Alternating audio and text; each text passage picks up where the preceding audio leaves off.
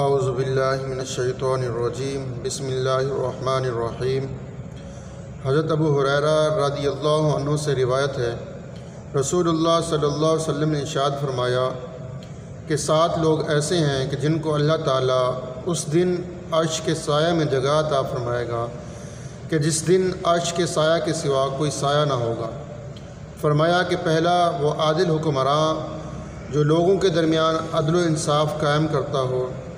Number 2 وہ نوجوان کہ جس نے جوانی کی ابتدا ہی سے اللہ تعالیٰ کی عبادت شروع کی اور عبادت میں مصروف رہا۔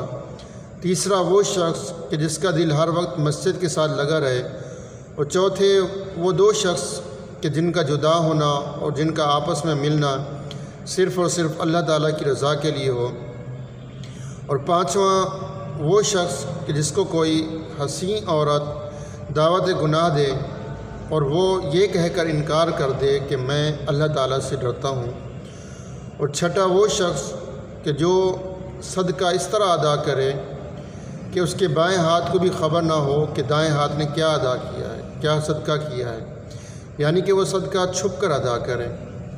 اور 7واں وہ شخص کہ جس نے تنہائی میں اللہ تعالیٰ کو یاد کیا، اللہ تعالیٰ کا ذکر کیا اور اللہ تعالیٰ کے خوف کی وجہ سے اس کی آنکھوں سے آنسو جاری ہو گئے۔